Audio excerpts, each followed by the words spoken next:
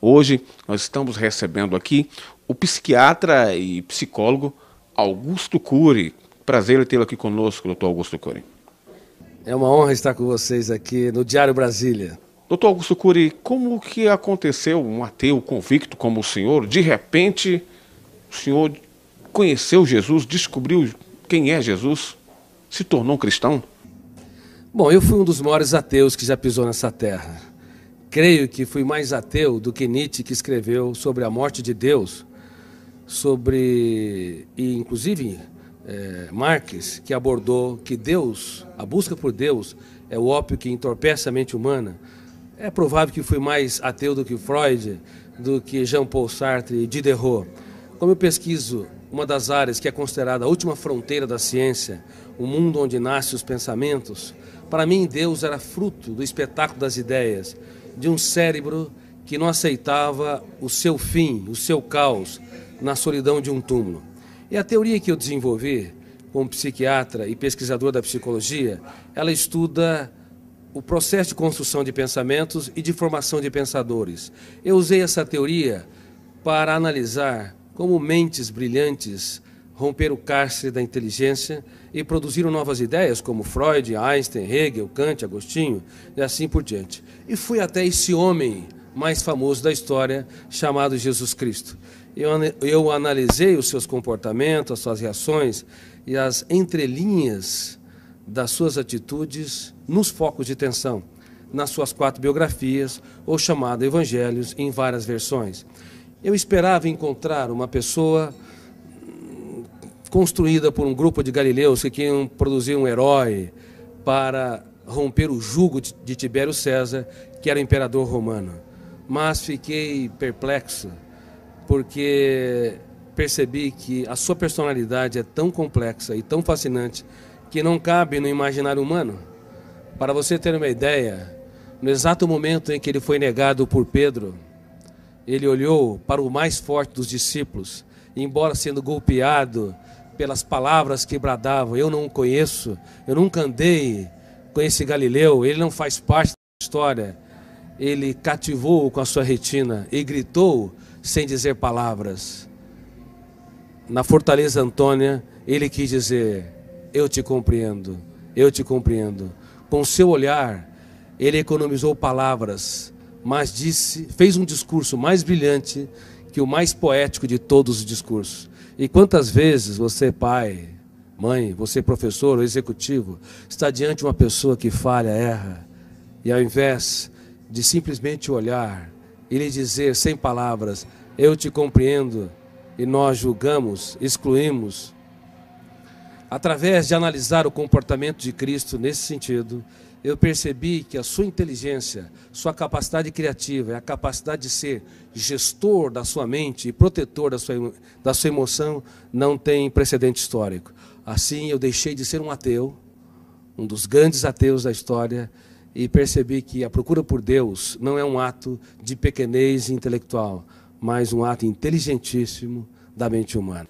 Mas quando o senhor pesquisou sobre Jesus Cristo, homem, o que o senhor esperava encontrar? Quando eu pesquisei a humanidade de Jesus, esperava encontrar alguém que não brilhasse no caos, diante das perdas, das traições, das frustrações e decepções. Porque nós temos na psique humana, no nosso córtex cerebral, registrado zonas de conflitos que eu chamo de janela killer. Killer no inglês quer dizer assassino. Quando nós entramos numa janela killer, o volume de ansiedade é tão grande que bloqueia milhares de outras janelas e o eu não consegue encontrar informações para dar respostas inteligentes em situações estressantes. É por isso que nos primeiros 30 segundos de tensão, de ansiedade, os pais cometem os maiores erros na relação com os filhos, bem como os professores, os amigos e as pessoas que se amam, marido e esposa. Eu esperava encontrar alguém que não brilhasse no drama, no deserto, nas tempestades. Mas é impressionante, quando o mundo desabava sobre o homem Jesus, ele, ao invés de ser preso pelas janelas killers, ele abria as janelas da sua mente, olhava para a tempestade e via nela a chuva, uma oportunidade solene para cultivar. Enquanto que nós, muitas vezes, diante das perdas, decepções, diante das lágrimas, das injustiças e fracassos, recuamos. Ele não.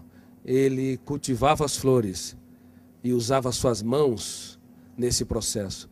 Muitos querem a beleza das flores, mas não têm coragem de sujar as suas mãos para cultivá-la e irrigá-la. O senhor tem, assim, uma noção do que aconteceu? Porque, na realidade, o senhor é um dos grandes cientistas do mundo, um dos grandes psiquiatras, um dos grandes psicólogos do mundo.